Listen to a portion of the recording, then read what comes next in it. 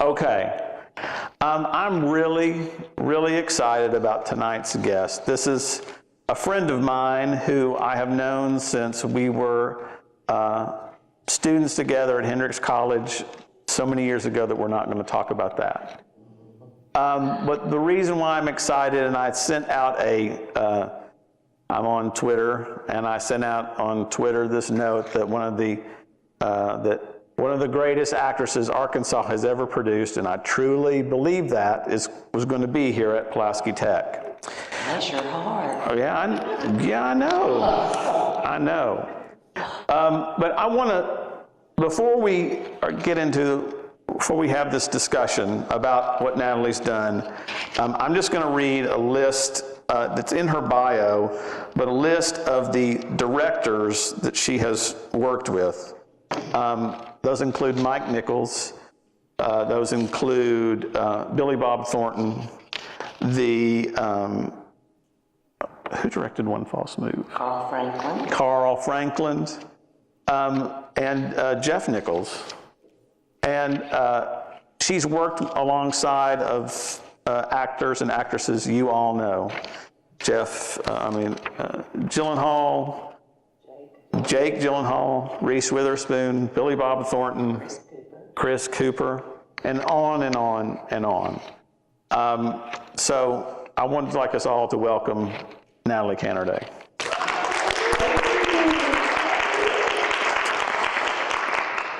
I need to give you some money. I know. This Q&A, this discussion is my sort of poor man's actor studio in New York City. So we're going to just try to go through your life and times, Natalie. And so now everybody who knows you knows that you were born and raised in Russellville, correct? Russellville, Arkansas, God's country. Now, I hope everybody heard that part about God's country, because everybody who knows you also knows that you refer to it as that. Can you tell me about what it was like growing up there? Fun. Russellville was a small town when I was little. We lived just 2 blocks from Arkansas Tech, and my grandparents lived across the street from Tech. And whenever the Wonder Boys would score, they'd shoot a big cannon, and it would rattle Mama and Pop's house. So that was fun. You sit on the front porch and, let them fire the cannon. It was a very small town. Everybody kind of knew each other.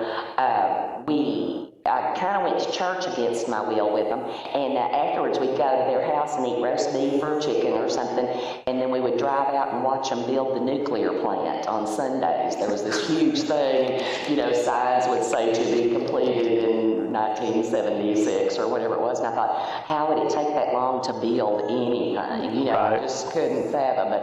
But we, take some gum and cokes and go out and watch them build the nuclear plant for fun. Anyway, so I could relate to The Simpsons very well. It was fun. Did your affinity for performance, you being a performer, did that show itself very early? Did it show itself late? What? Very early. There was a dance teacher in Russellville, 2 of them, Glenn and Rochelle Irby out of Conway. And he taught ballet and she taught tap. And Mother signed me up in kindergarten. I started taking when I was like 5 because she didn't want me to be klutzy. She always thought she was klutzy, didn't want me to be. And so anyway, we took tap, but when you're in kindergarten, all you can do is, stuff like this and, that kind of thing. It was just real weird. And we had a recital every May. And at the end of the recital that year, I was the littlest, the shortest, the smallest. I didn't eat anything but bacon and bread when I was little. And they thought I had worms or something. I was so little. And anyway, I was on the very end. And so we go off stage on our tap routine, and she sent me back on to bow at the end.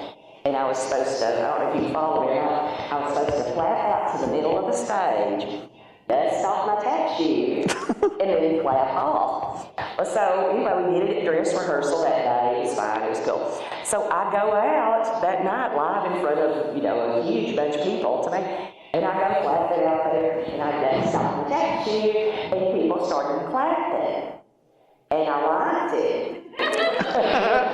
So I did it again. Like that. Well, people started laughing and stuff.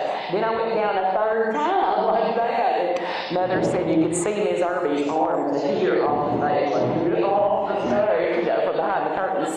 So I kind of knew I was hammy instantly. So Now, so did you act in plays in high school? Or was there an ability, or was there a way to do so? Yes, we didn't even have a drama department. I graduated in 1980. And at the time, there was one drama class that was one semester long. And you could only take it if you were a junior or senior. So, of course, I signed up. And we literally, in the 9 weeks or however long it was, 12 weeks, I guess, we did everything from here's how to build a flat, to here's how to do old age makeup, to here's how to diagram and diagnose head of gobbler, to here's how to do loud. And I mean, we didn't learn anything because it was just crammed into that one semester. But they did a senior play every spring, but you could only be a senior to be in it. But my junior year, they did a musical open to the whole school, and it was Hello, Dolly. And I auditioned for a part. I wanted to be, Ernestine, I think was her name. I really wanted that part, but I got Ermengarde, the niece. And I was just so disappointed. Well, there was a lot more scenes, and I got to be real funny, and I got to, cry, and I would blow my nose before the hanky would, like that, and it would just fly. It was real, I stole the show. I was real proud. But it shows, Right. Be careful what you wish for, because you might get something even cooler if you, aren't that talented. But it was a lot of fun. So I did that my junior year, and then my senior year, the play was Harvey. And I got to be Vita in it and have the breakdown and everything. Right. So that was cool. So. And did you... That's all my acting in high school. Oh, was that right? Okay. Age, yeah. And then you went to Hendrix. Yes. And you, I was talking to you about this beforehand.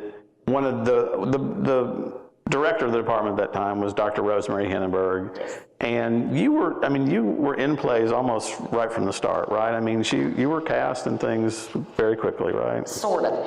I went to work at Dog Patch, if any of y'all remember Dog Patch. It was a theme park up between Harrison and Jasper, Arkansas. I went to work there during the end of my senior year of high school. Like, I had to come back to Russellville for the dance recital and prom and graduation and stuff because I was already working up there.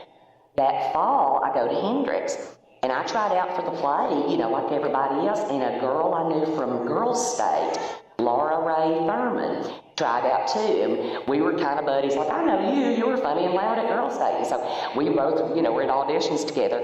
Well, I had told her they were supposed to post the winners, I guess, the cast on the wall of the theater. And I was like, oh crap, I'm going to be up in Harrison. I don't know if I got it. And she said, well, call my room and I'll let you know. And I called. I didn't have any expectations. I didn't do very well in the audition. And her roommate answered the phone. I said, hey, Felicia, it's Natalie. Is Ray there? She said, no. And she said, you got a part in the play, a good part. And I said, oh, I did. And I said, I'm not one of the singing animals. It was Skin of Our Teeth. And I said, I'm not one of the singing animals. Like, no, you got the lead. And I was like, oh, there's got to be some terrible mistake. There's no way, because I just sucked at that audition. And so when I got back to Conway Sunday night, I was driving through Greenbrier, and I circled by the theater and had to go all the way around the building to find the door I could get in, and went to see for myself, and there was my name second on the thing. I was like, oh my God, cool. Well, we did it. It was very cool, educational, fun. I learned more about theater on that one show than my whole life leading up to that. After that show, though, she never cast me in a lead again. I was always the crazy sister-in-law, the wacky maid, the funny aunt, the goofy chorus girl. I never got a lead again, and I always thought she didn't like me or just thought I wasn't good, and, like I messed up that show, and so she never put me in a lead again.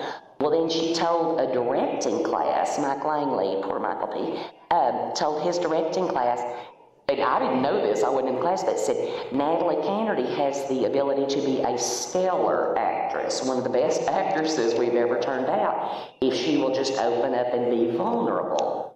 And I mean, I just was about to vomit when he said that. I was like, well, so she does like me? Crap, why didn't she put me in anything? Yeah, but her theory of casting or whatever is you put your strongest actors in your supporting parts. You put any two idiots in as the leads. So she didn't think of me very much my freshman year. But anyway, I guess she thought I turned out okay, and so I was in really good, strong, funny supporting parts from then on.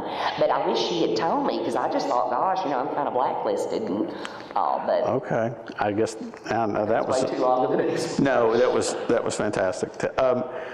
So what do you, I mean, but once you were done with Hendrix, then did you go to work for the Film Commission like fairly quickly after that, or did that take a while? That took a while. After Hendrix, I went to be an intern at New Jersey Shakespeare Festival. That was a trip. That was the first time I was ever cold and hungry and that far away from home. And I was the only, there were 4 of us from the South. 2 girls from Florida, but that didn't really count. 1 from North Carolina, and I was the only person from west of the Mississippi. So that was really interesting. And I bet your voice stuck out a little bit. Oh yeah, and I was one of the few people that could drive. All the rest of the interns were from New York, and they didn't drive. So they would send me all the time to go pick up props or dry cleaning or whatever, and I'd take the theater truck and smoke and go get whatever they would tell me to get. Don't you kids smoke when you grow up? It's bad. That's right. So it was kind of cool, but one day I went back to the shop and I said, y'all, I'm fixing to go to town if anybody needed anything. And I mean, all work stopped. It was just like a record scratch. They're like, you're fixing to go to town? Well, if you're fixing to go, then yeah, we'll all take something. She's fixing to go. And so then they all said it, and they all tried to say y'all, but never said it right. But anyway, it was fun. It was cool. So now how did you get the Biloxi, did you audition for Biloxi Blues? Yes. This is this 1988 movie. Yes. Directed by Mike Nichols, that's right. He's dead. Yeah, Mike Nichols directed The Graduate, many other very famous. Carnal Knowledge, I can't talk. Oh yeah, he was so sweet and good, y'all. It just broke my heart. I had just got done in New Jersey. And I'm big on if you pay your dues and just work your butt off and just like really are like suffering and struggling acting wise, then something good will happen to you. So I'd only been home 3 months, and Sarah Tackett, my agent at the agency in Little Rock, called and said, I've got you an audition. They're going to do Biloxi Blues. And I was like, oh, cool. And so I drove to Fort Chaffee from Russellville, went to Fort Chaffee, and tried out. I was 7 years older than the part I was going to play, and I just thought, oh, there's no way, whatever. But I got a call back. So I drove back, no more than got back to Russellville, then turned around the next day, went back to Fort Chaffee, and read for Mike Nichols. Well, it was in a hotel room there at the Sheraton, and just, you would wait in one room, and they'd take you to the next room, then you'd go into the room with him and read. And it was him and the casting woman, some other man, and then the boy that you were reading with. And so I did my part and everything, and I only had like 10 or 11 plays on there, because all I'd ever done was plays. Right, on your resume that you were handing to them, yeah. You're good. Yeah, my resume that you need. I didn't have much on there, but I handed it to him and everything. And he said, oh, so, yeah, Skin of Our Teeth. Well, I was like, yes, I was the lead in that one. Anyway, so anyway, at the end of it, he's like, well, all right, thank you, you're very good. And I was just nervous and stuff. I said, oh, well, thanks, you are too. And I got my little folder in my purse and left.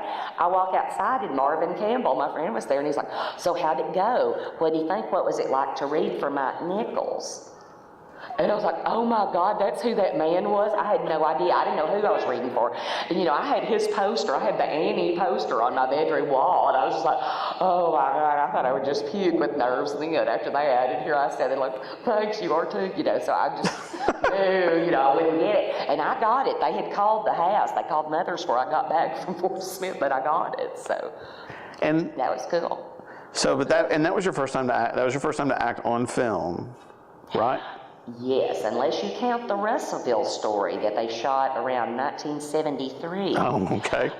These men were traveling through the state, and they apparently hit many towns, and they charged $10 a kid to be in the movie, and that was a lot of money back then. But of course, Mother dolled me up. We went to Pants West and got me a real cool outfit, and she did my hair, and I went and auditioned. I didn't get the part I wanted then either, but we paid her $10, and I got to be in the movie. I was one of the bad kids. There were good kids and bad kids, and I got to be a bad kid.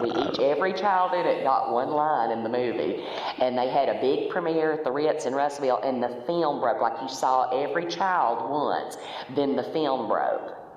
Of course, everybody was booing and waiting and stuff, and we never saw them or the money or anything again. So I've never heard that story. That's the amazing. Russellville story. See if you can find it. I'd like to see it now. So yeah. Well, all right. Biloxi Blues was my first actual one. Yes. Yes. All right. And so then, but then you did start working for Film Commission, right? Because working for the Film Commission led to One False Move.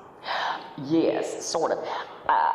I had worked at Arkansas Rep. When I was still at Hendrix, I got a part in The Foreigner at Arkansas Rep under Cliff Baker. And some of the kids, the technical interns, were going to go to the SETCs, the Southeastern Theater Conference auditions over in like Charlotte or somewhere in North Carolina. So we got in this girl's Pinto and went and, and auditioned, and I didn't get a single call back. They all got callbacks. I didn't get any of them. I just really suck. I need to think this through. And got back to Conway, and there was a letter waiting on me from the New Jersey Shakespeare Festival. Congratulations, you've been accepted, blah, blah. So after Biloxi Blues, I called the Film Commission, Beth Jasper, who had worked at Arkansas Rep, and I was wanting to move to Little Rock. And I called her and I said, is there anything going on? Do y'all need any help or, filing or just whatever? And she said, yeah, actually, we're going to have a position open. Come apply. And so I did, and it was kind of like a secretary, and had to take a typing test and all that. I did it, and then she left. That was her 2-week notice. I didn't know she was leaving. It was like, oh, you're leaving me? Well, as luck would have it, I kind of moved up and wound up being assistant director of it. Of the Arkansas Film Commission? Yes, the Arkansas Motion Picture Development Office. Okay. Yeah, it was fun to answer the phone and say all that. I was not acting in movies then because I didn't want people to think there was conflict of interest, like, oh, she's bringing movies here and she's in them. I just thought, well, that'd be kind of queer. So I wasn't acting at all. And plus, I wouldn't have had time anyway.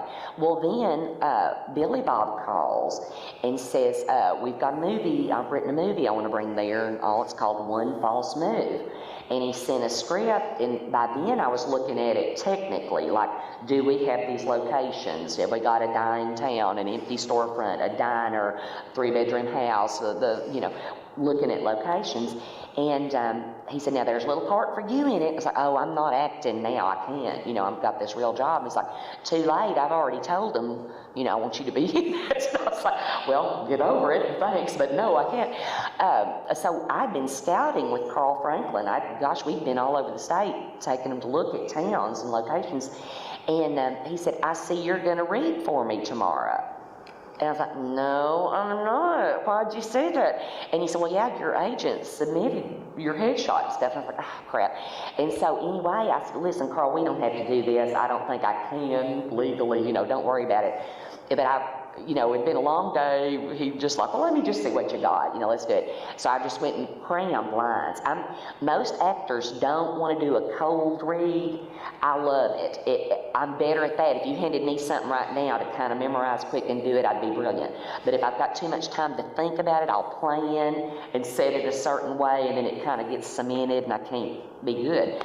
So anyway, he handed me the sides, and I go, well, the sides are your little scene. I go outside and I'm smoking. Don't you kids smoke? I go out there and I stand and look at my lines, and I'm trying to cram them real quick. So I go in to read, and I get through, and he just looks at me. And I've been with this man 2 weeks scouting, basically, him and the production team. I got done and just stood there, and he was like, look, you see these goosebumps? That was great. I was like, oh, well, thank you, cool. And he said, here, give me those. You go read this. And it was the second female lead. It was Cheryl Ann, Bill Paxton's wife. And I was like, oh crap. So I go out and I smoke again if you don't do it, and I cram those lines and stuff, and I go in. Well, I didn't get it. He picked a girl from, I think North Little Rock actually. Well, when months went around, I was like, oh, you know, dodge that bullet. 2 months went by, they got ready to shoot. Well, the girl got a job on a cruise ship and dropped out of the movie. So we had to have auditions again. And so he made me go to Brinkley to do it. And I was like, oh crap. And I checked with Dave Harrington and the bosses at the Arkansas Industrial Development Commission to see, can I do this legally? And they're like, yeah, you would have to use all your annual leave and all your sick leave. And, you know, it would have to be at our convenience as to when you could shoot. And I was like, oh God, please don't let me get this part. And so I go to Brinkley and got it. And so I did. I had to use up all my vacation and sick leave, and I thought, oh, I hope I don't get sick. But anyway, I worked on the movie, and it was good. It was fun. And well, no, I mean, one false move. I mean, I think it's been kind of overlooked and forgotten. But I mean, at the time, I mean, it was like. It was a small movie, but it got a lot of attention. It got a lot of really great critical notices. And I remember, I guess Siskel and Ebert really sort of touted it as sort of one of the best movies of the year. If you get a chance to go find One False Move, I recommend that. It's a really excellent movie. So, all right. This now, 4 years later, that was 1992, at least when One False Move was released. So then, yes, I wrote it down on my cheat sheet here. So then, 4 years later, Sling Blade. And we're going to show a clip, right, George? Yeah, we're going to show a clip from Natalie in the 1996 movie, Sling Blade. You're just going to have to learn to live without all that grease. Shoot. I'm here in the South. I like grease on everything. I like fried chicken, fried okra. Let's get some gravy. It's going to kill you. Hey, Mama, how you doing? Hey, sweetheart, what you up to? I bet I know. You want a whole bunch of candy and a pop, right? Yeah. That's going to rot your teeth. Don't you know that I got something even better? I just put potted meat on special. 4 cans for $1. Now, not moving very well, but tell you what. I give a couple of cans for free to the right kid. I don't like potted meat. Daddy used to say they was made out of lips, peppers, and the Frank, taste. don't talk that way. Who's that strange-looking man behind you? Did he follow you in here? Can I help you, sir? Oh, that's Carl. I met him at the laundromat. Carl, this is Mama, and Bon. Bon's the manager.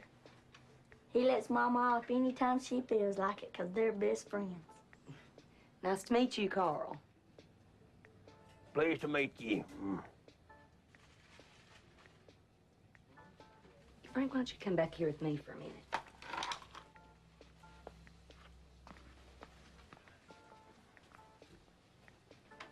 I don't think I've seen you here before. No, sir, I don't reckon you have. I don't believe I've ever been in here before. I don't believe this store used to be here. It's been here 17 years. You lived here before or something? I was born and raised here up till I was 12-year-old. What brings you back? What's that you say? Why are you here now? They turned me loose from the state hospital. Is that right? How long are you going to be staying here? Well, Mr. Woolridge, he got me hired on to work for Bill Cox's outfit. You have family here? Not to speak of. Hey, Carl, guess what? Mama said you can stay over with us out in the garage. Our car won't fit in there anyway. It's real neat. Frank told me about your situation. Frank loves company, you know, especially after his daddy passed and all. There ain't no sense in you staying in that old greasy shop. He's mentally retarded, poor thing. Just got out of the state hospital. Can we get some candy and pop? Sure thing, go ahead. You think it's safe to let him around that guy? Frank's just crazy about him. He likes the way he talks. Helped him carry home clean laundry. Well, he's been in the state hospital for a long time. There must be something wrong with him. Oh, he's retarded's all. You know he's always after a father figure, and Lord knows Doyle ain't a good one with his mean ass. What about me? I don't think he sees you as a guy. Oh, Carl's a guy?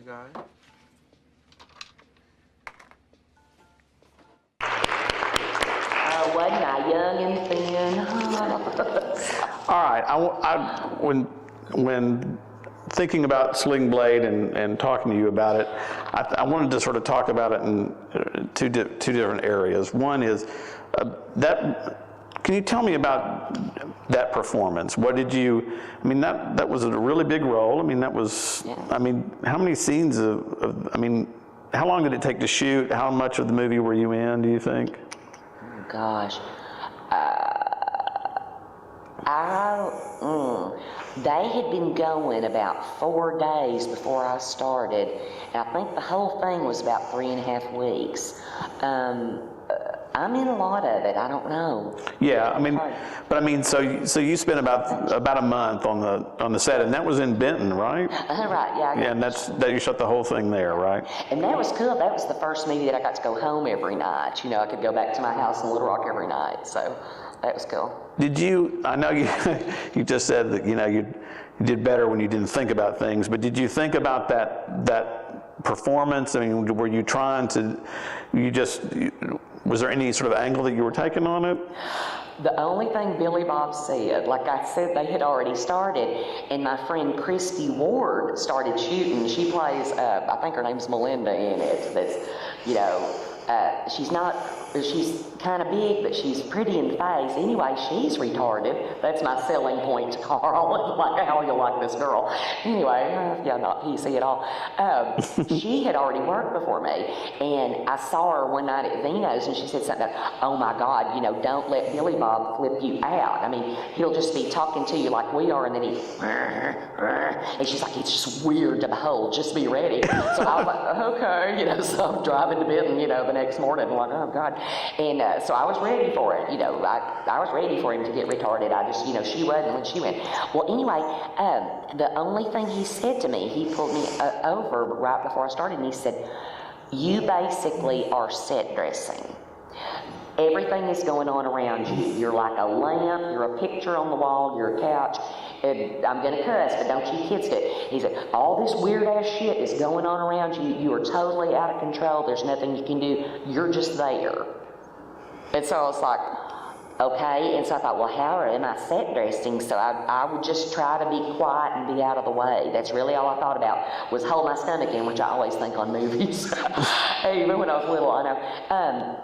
Hold my stomach in and be out of the way, be quiet and out of the way, and that's all I did. Okay. Yeah, I didn't really, I'm not real deep when it comes to stuff. I know that's hard for y'all to believe. But yeah, I just was trying to be quiet and out of the way. But now I want to talk about, Sling Blade was this independent movie. I mean, it was made for what, $1 million maybe, is that? Oh yeah, probably less than that. Yeah.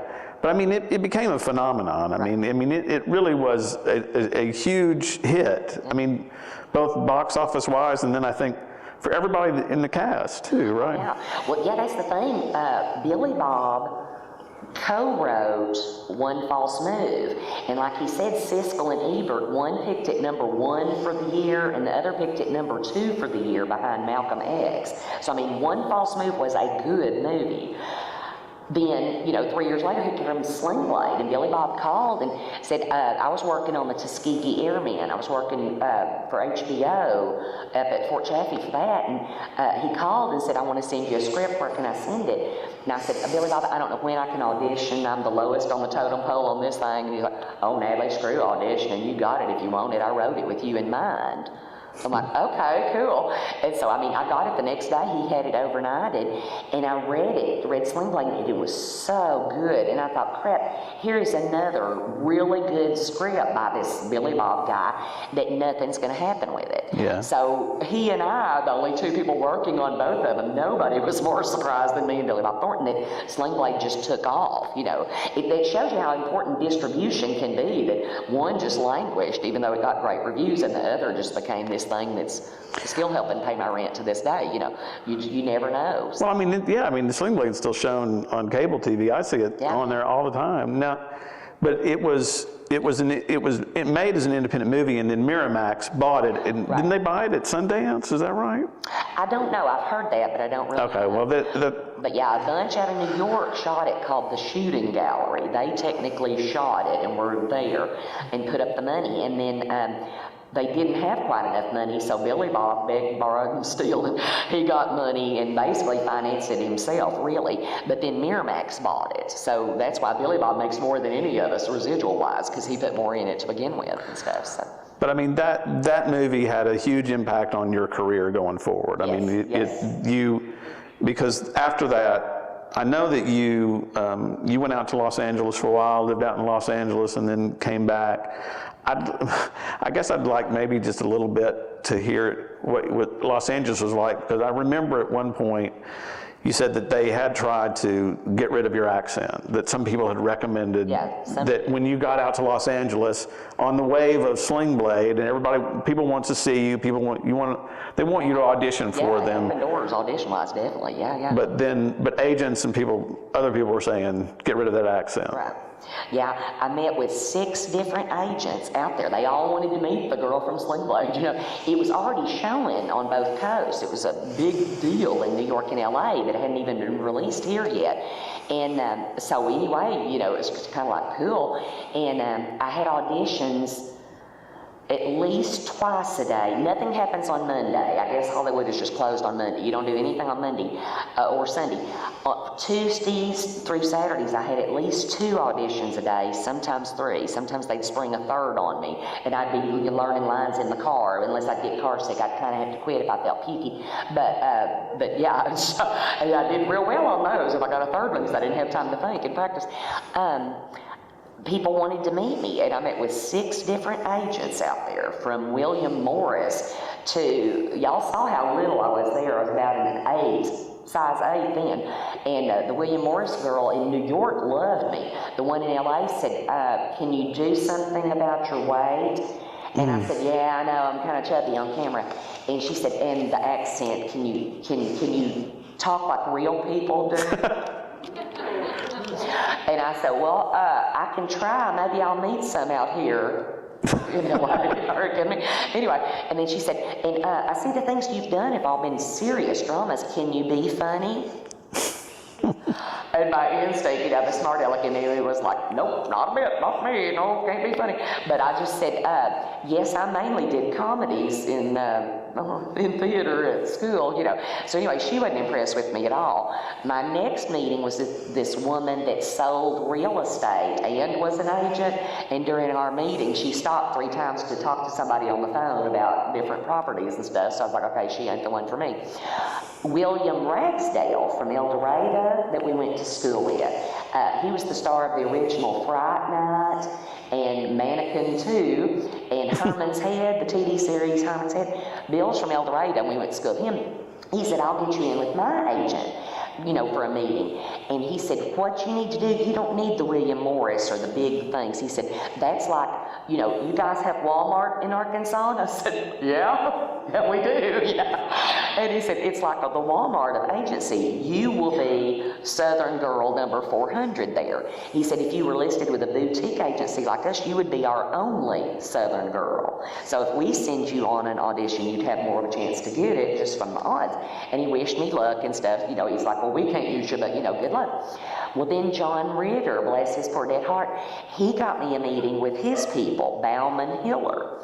And oh, Mr. Bauman, he was 3 years older than God, y'all. He was the original A Star Is Born. He was one of the, like, chorus line dancers in the background on the original A Star Is Born. Sweet, nice.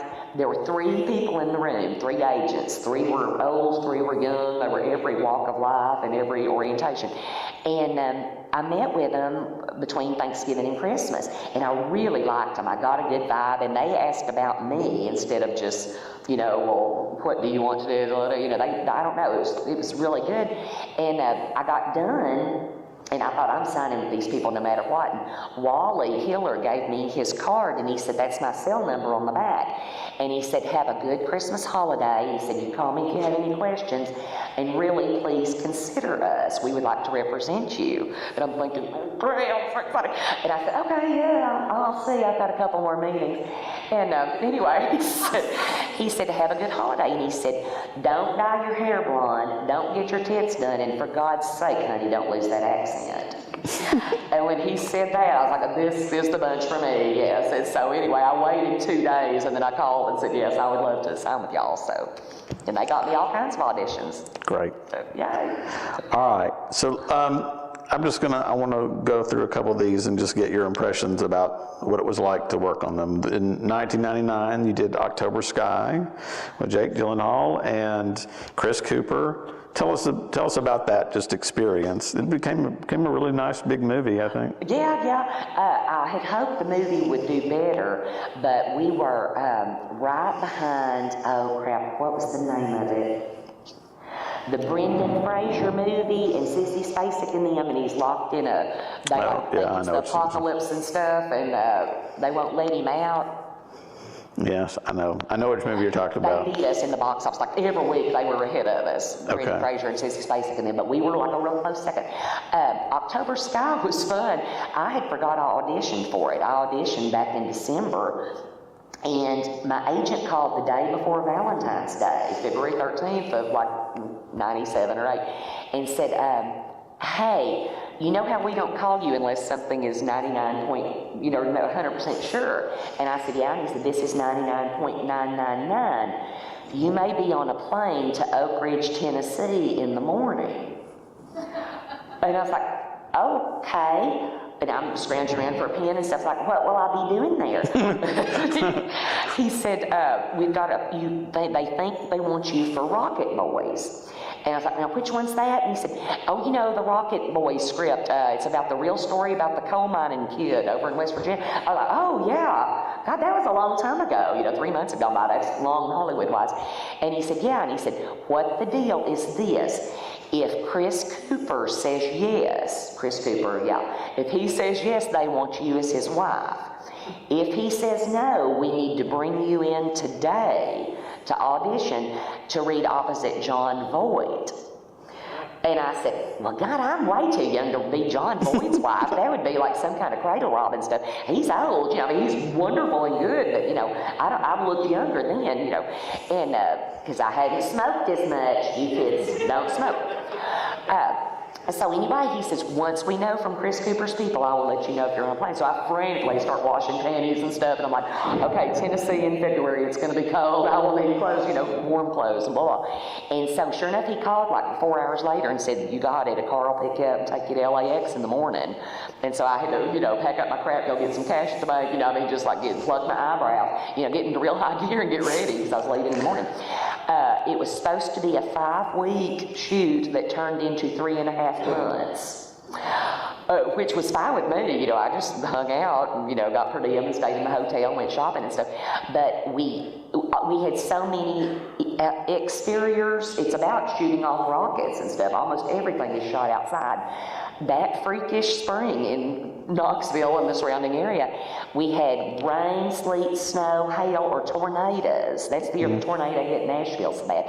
We had those 9 out of every 10 days. We ran out of exteriors. They were like trying to add some interiors just for us to shoot, just to keep working and stuff. One of the scenes that you see in the springtime, and you see all the pretty dogwoods around, all the dogwoods got rained off and hailed off. There weren't any blooms left. And so they got every junior high school, trade school, and college in like a 50-mile radius to get toilet paper and dip it in pink and make dogwoods. And they shipped them in, and you could see all these guys on ladders, bringing dogwood blossoms to the trees. And I've tried to stop it. I've tried my best to stop it, like see do they look real or fake, and you can't. It's just too fast. But anyway. Yeah, it was exciting, so it was fun. It was a real fun shoot. I had fun. Jake Gyllenhaal, people always ask if he's nice. He's genuinely dear and sweet. He's a good kid. He was a high school senior at the time, but was only 17. He was taking French 3, calculus and trig, some kind of advanced writing and something else. And sometimes I would get mad. We would just be going good on the scene. It would just be really clicking, and I would have real human tears just about to fall. And they'd be like, okay, stop, Jake's got school. Damn. And then he'd have to go learn, and then he'd come back, and I couldn't cry to, save my life. I'd pinch myself and think, oh, dead kittens, dead pet puppy. I just couldn't cry. But anyway, it turned out to be a good movie. Well, yeah, I mean, it's very nice. It's another another one of those movies I think it's really lasted. I mean, it's lasted to this day. I mean, people and it's seen a lot. They show it in schools and stuff to like get kids to learn and to behave and to try. It is a true story. It's a kid that didn't want to work in the coal mine like everyone ever had, and so he buckled down. He saw Sputnik fly overhead in 1957, and he was like, "I want to build rockets." And Laura Dern played his teacher, said, "You're going to have to do better than C's in chemistry if you're going to do that." So he buckled down and got with the school nerd and learned and tried and wound up working for NASA. Okay. And he taught David Letterman how to swim, so I'll have to ask about that later. Okay, let's. I want to do two more, and then I want to ask, and then maybe we get some questions. All right, Walk the Line in 2005. yes. That was the first big movie I got once I got back from LA. I was out in LA for 5 years, and that's the first big one I got. But Sarah Tackett sent me over there to audition, and got it, and I've just got like 5 or 6 lines. Right. It's real small. Yeah, it's a smaller role. And we shot in an old empty storefront right downtown Memphis. We were just right there. And they pin curled my hair. A lot of these period movies, like Biloxi Blues, October Sky, anything period, they want to cut your hair, which is why I always leave it. But I can't fix hair. It always looks like Charles Manson. I'm not good with hair. But I leave it one length, so if the movie wants to cut it off, they can. And it's every period movie they want to cut it off. So that's why I look terrible in real life. Yeah, that's it. Anyway, all right. Over there the day before, get my hair cut off, and then they pin curled it. They make inky little curls and put a bobby pin like a cross on every little set of curls. Women will know. And so then they wrapped it in a scarf, and I had to sleep on it. So you're nervous anyway because you've got to make a movie the next day. It's kind of a big deal in your heart, and you've got all these things poking your head, so you really don't sleep any the night before. Right. But it was very fun. Reese Witherspoon is little. Y'all, I'm 5'3 3/4", and she comes to here on me in heels. I mean, she's just teeny, and she's got the most beautiful human eyes. Movies don't do her justice. Her eyes are gorgeous. And they were standing there. They had to put her up on an apple box. Usually I'm the one they have to put on a box, but they had to put So her they on a box. really did that. She really stands on the box. Oh, yeah. Okay. Oh, yeah, and I've had to most of the time, like I said. But they put her on the box, and they're measuring us and doing the lights and whatever they do. So we were just looking at each other for a long time. And I said, "You have the most beautiful human eyeballs I have ever seen." And she looked at me kind of like, "Are you for real?" She's like, "Well, thank you. That's sweet. Like, is it or not?" And so anyway, she was kind of nice after that. But I mean, they're gorgeous. Movies don't do her justice. But we did our little scene, and I was done by lunch, and they were like, "We'll hang out." Right. So anyway. All right, and then in 2007, you made Shotgun Stories with Jeff Nichols. Well, Yes. Jeff Nichols is now, he just made the movie called Loving, and it's gotten a huge... It is out now, yes, about the mixed-race marriage. Yeah, it's got huge attention. So, Yeah. but Shotgun Stories, was that his first full-length film? Yes. Okay. He shot it here. We did my part over in North Little Rock. And he got Michael Shannon, who is really good. I met him at Sundance. We were part of the Actors Lab at Sundance. And I thought, well, surely this wall-eyed boy, he must be talented because, he ain't anything to look at. And of course, he was probably thinking the same thing about me. But he's good. He's been nominated for an Oscar now and has just done movie after movie. Yeah. Michael Shannon. Y'all look him up on your deals. He's in it.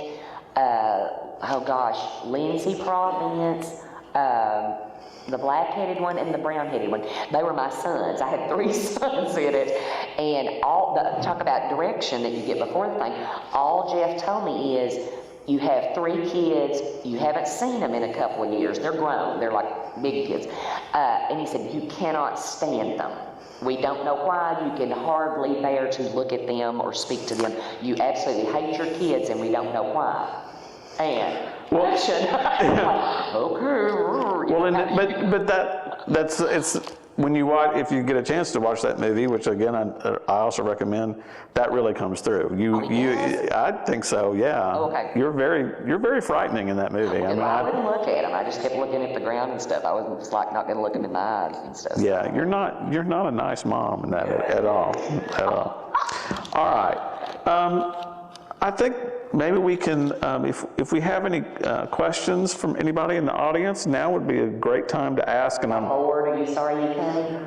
No. Oh, good. Yay. I know we might have a microphone up there, but, or we have, Deborah is right there with the microphone. If somebody has a question for Natalie, please raise your hand, and Deborah will come ask. We're going to make Deborah run, unfortunately.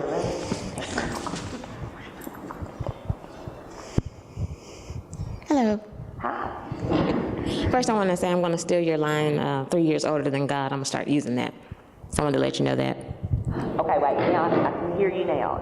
Say that again. I said I'm going to steal your line, 3 years older than God. I really enjoy that. Oh, that's old. Yeah, my grandmother used to say that. Well, bless his heart, he's 3 years older than God. So. It's new to me. Well, I had a question about agents. So are you able to get agents outside of California or New York? You can get an agent representing you anywhere? Yeah. Like I said, I started with the agency. It's the Agency Inc., like Incorporated, the agency in Little Rock. I didn't know there was an agent in town, and I saw Elizabeth Ward.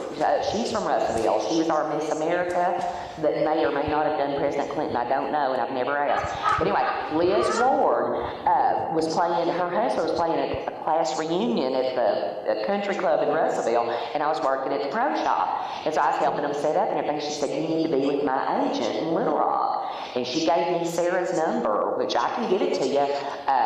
501-374-6447. And they'll tell you what to do. Does that ring her home? No, that's the agency's phone number. And the way to sign up now is different than it used to be. I think you do some of it on the new internet now, but back in the day, they would just want to meet you and stuff and talk to you, see what you're like, and, that kind of thing.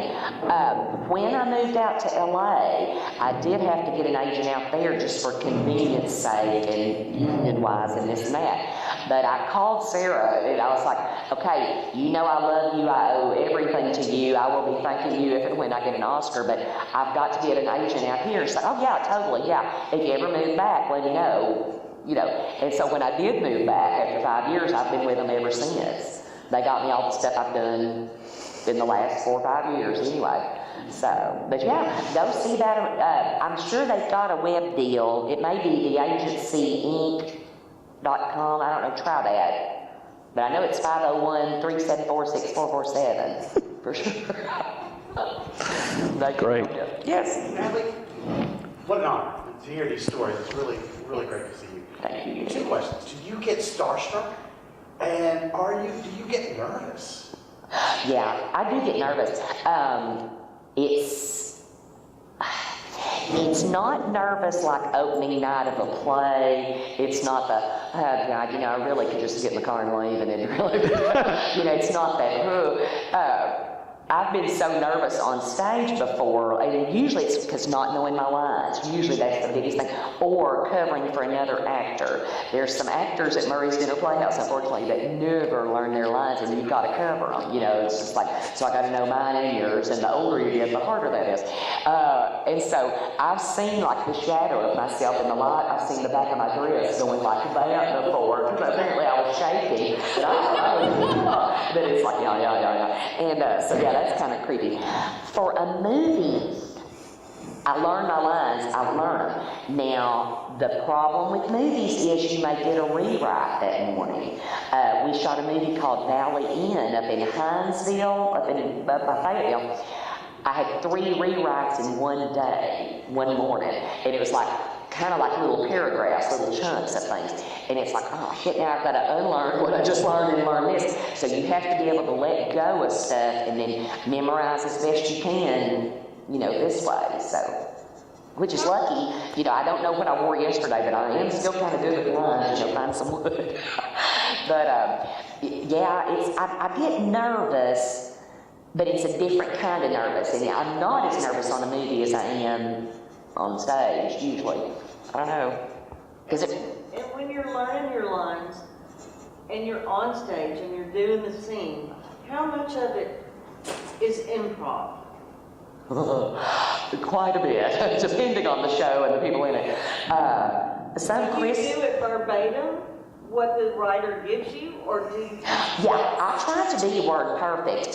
What she said is, do you do it verbatim, the lines? I try to be, because the writer wrote it that way for a reason, so I try to respect that and do that. Now, whether it comes out that way or not, it's a different story. In Biloxi Blues, written by Neil Simon, excellent writer, God knows the man knows what he's doing. But my lines were real stilted. And it said, I'm dancing with a soldier, where it's during World War II, old-timey times. I'm dancing with a soldier at the USO. And he says, why are all the men holding white handkerchiefs? And it says, so he won't touch the bare back of a lady or something while he's dancing. It was very stilted. And so I just started saying it this way, and I even said it at the audition, and they didn't correct me, so I was really surprised like that. But I said something about, so as not to touch the bare back of his partner. I added a so as not to, like my mother would say, kind of. And they let me keep it. And Glenn Gilbert at Murray said, God, you're the only person I know that can rewrite Neil Simon, and there's no repercussions. It makes it into the movie. But it wasn't natural, the way they had it written, sorry, New York Jew wrote the thing. That's not how I would talk in Biloxi, And so I don't know, I just did it. I try to stick to the words as much as I can. I don't know, I've done plays that he's written. And I was about to say, you better back up. Yeah, better be careful there. So, but I do try to. Now, if somebody goes up and forgets their lines, you've heard theirs a lot, maybe in practice, but you're trying to just get to the point of, oh, weren't you going to go outside and do this? Just something to get to the next action, just to get the thing going. But don't you find that audiences, even when you on stage, you may have missed lines or maybe missed a sizable chunk, that most audiences aren't aware that's been done. While the actors and actresses may feel horrible, the audience a lot of times just is not aware of it because they generally don't know it. Right, yeah, the audience usually doesn't know, but I felt terrible, and so have other people before, because God, I just butchered that, I suck, you cry all the way home, but the audience never, you were so good, that was just the best thing, so you never know. But improv comes in handy. Now, you can't really improv Shakespeare. That's one of those where you kind of got to learn your lines. Hard to improv Shakespeare. Hi, Natalie. Hi. I have a 16-year-old who's been doing musical theater since she was 5, and she's a junior in high school now, and it's all she wants to do. So, of course, we're looking at colleges and whatnot. But my biggest concern is, like you said, you did a lot of auditions, 2 and 3 a day, every day. How did you deal with the rejection? And as a parent, how can I help her handle it better? I've always been okay. Now, granted, there were some parts in plays and movies that, God, I wanted it, and I didn't get it. And it's kind of hard, but you just get used to it. You just might not be what they want. You just weren't what they were looking for. You did a fine job. Actors, we want praise, and look at me, But you just weren't what they wanted for that at that time. They may call you later and want you to do something else. That's happened several times. That I read for a director, didn't get that thing, but then they remembered me a year or 2 later and bring me in for something that I did get. My thing, locally, the rejection's kind of okay. There were a few times in college and not high school, but college, where it was like, God, I really wanted that part, or, Beth the Republican, she was real pretty, and she did deserve it, but she swooped in and got the part I did to the man who came to dinner, and I'm still kind of mad about it, but don't tell her. She's a nice girl, but she got my part, and I'm still not really handling the rejection of that. Out in LA, it was okay not getting stuff, because I knew you have to know your limitations. I knew I was big by Los Angeles standards. I was a size 8. Now I'm morbidly obese, by Los Angeles standards. But I knew I was big. I knew I was Southern. I knew I was kind of animated and unusual. So I knew not everybody's going to want that, and I could handle that rejection. The biggest rejection in LA was how expensive everything was. God, the gas bill is high. everything is 45 minutes away from whatever you need, any kind of anything, whether it's, you want to eat somewhere or you need Tampax, it's going to be a, 45-minute drive. It's the rejection of, oh gosh, they're about to turn the lights off. It's the poverty of trying to do that out there. That was the rejection to me. It wasn't the getting cars. I could kind of handle that. But it was just the real life that was, kind of sucky. I don't know. I've always just thought, well, if I didn't get it, you kind of know if you nailed an audition. You just kind of like, yes, it's good. And then you still don't get it, but you know you did your best. And that's really all you can do. I don't know, that it wasn't very helpful. As a parent, just be supportive. Most of my inheritance, when my mother dies, we've already spent on me, getting braces and whatever else, and sending me to Hendrix and New York and LA and everything else. So financially, I've been a big drain, but she loves me and I love her. So yeah, just be a good, supportive mom, I don't know. And your mother has been exceptionally supportive of you. Yes, my gray-haired mother really has, yes. Yeah. I almost brought her tonight, but then I thought, well, no, she doesn't like to ride with me. So anyway, I scare her. I think speed limits are just kind of a suggestion. And so anyway, she doesn't like to ride with me as she gets older. Okay, I don't know if you already talked about this. I came in late. But how did you know this was like something really serious you wanted to pursue, like the career? I've always been hammy. I was at a dance recital in kindergarten and got to be on stage for the first time, and I kept doing the curtain call over and over and over. I just liked the applause and the attention and stuff. But I really never thought I'd be an actor, actually. I always kind of thought I'd be a tap dancer. That was before Jeffrey Hines, before we had heard of him, and I hadn't heard of Ann Miller till like college. And so I just thought, well, you can't make a career in Russellville tap dancing, but boy, I would try, But I would just dance for anybody and put on little shows and just be, big, loud, and queer doing things. So I've always been kind of hammy that way. But I'd always thought I'd be a dancer. I was trying to decide what college to go to, and I even told Mother, well, for dancing or acting or whatever, I don't really need college. Like, yeah, you need to go to college, trust me, you better go to college. Like, okay. And so I didn't much want to go to Arkansas Tech, because I had basically been raised there. My mother worked there, my brother was Mr. Tech, my daddy went there, mother went there, everybody went there. And I kind of wanted to get out of town, just, because I was 18. And so I thought, well, I'll go to Fayetteville. I wanted to be the dancing Razorback. I thought that would just be the coolest thing in the world to be. And I went to Fayetteville, and it was so big. It was huge. And I was just like, oh, I would cry. I would get lost every day. I just can't do this. And, it's so cool to watch the games, but And so Mother said, what about Hendrix? And I was like, oh, Arkadelphia, I don't know. She said, no, Hendrix College in Conway.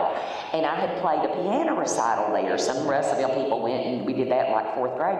And I was like, oh, yeah, the place, Trishman Hall, actually, named after his dead ancestor, I think, did. Yeah, I didn't know him, but yeah. So I was like, okay, I'll go see about it. And went to spend the night with a girl from Russellville, Lauren Sparks, let me stay with her, and I looked at the campus. And I saw that theater, and I was just like, I'm coming here. It was just, and it was a thrust theater. The audience is on 3 sides of you there. And just, I'd never seen anything like it. And I went back in the dressing room, and there were all the mirrors with all the little lights like you see in movies. Like, I'm so coming here. This is the coolest place ever. And so, just, that started the acting bug for real. Okay. Any other questions? I got one more quick one. It's a weird one, but when you flip through the channels and see one of your movies, do you stop and watch? Do you like seeing your stuff on?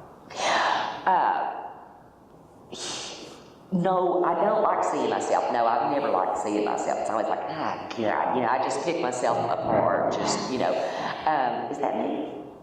No, I think that's actually her. I just pick myself apart. Please. Seeing myself. Sometimes I'll watch it. I'll just flip over and go, oh, where are we on Sling Blade, or where are we on October Skies? I'll just watch it for a minute. but then I'll go on, so. Now, if it's something, I won't watch my own things. If Airplane is on, I will watch it every single time. Blazing Saddles, I watch every time it's on, no matter what I'm doing. I've been late before to things because I wanted to watch Airplane or Blazing Saddles. But yeah, my own stuff, I'll just be like, oh, cool. Actually, now we've got Dish at home, and you can look through, you can search for things, and it won't let me do my name, though. Comcast in Little Rock used to let me do it by my name. I Yeah. Cool. But I can only do it by like title on this one. And so I'll search them periodically to see if any of them are showing, because that'll be money in 120 days, So I did. That would be, I know, that's kind of weird. But, I would always rather see my name. Anytime I got reviewed or my picture was in the paper for like, she's in the show at Murray's or something, I loved seeing my name spelled right. And if it's spelled wrong, I'm not interested in it. But seeing my name was always better than seeing me. Sling Blade was my first director's chair. I got there and saw my name on a chair. I was like, this is so cool. This is a real movie. So I completely forgot. I wrote down this quote from the review of October Sky, and I'm really now regretting, but here I'm going to read it, because this is a review that appeared in the New York Times, and this was the last line of the review in October Sky. As Homer's mother, Natalie Canerday of Sling Blade, shows more zest than even the niftiest schoolboy rocket can provide. And that was Janet Maslin, New York Times. cool. I remember reading that review wherever I was. I think I could have been in Boston at the time, and that was very cool. Do we have one more question back there? Who are your heroes in the industry? Vivian Lee, love Vivian Lee. Gone with the Wind is the best movie ever made, y'all know that. Vivian Lee. I remember, like, junior high-ish, that's all we did for fun in the 70s. We didn't have, as many of you know, we didn't have little games and the internet and all that mess. So we went to the movie every Friday and Saturday night. We just, even if we'd seen it, even that terrible Led Zeppelin movie, we just went to the movie every Friday and Saturday night. If you'd already seen the movie, you made out with your boyfriend, but don't you kids make out or smoke. And anyway, we would go to the movie. And I remember seeing one called The Turning Point with Anne Bancroft and Jill Clayburgh.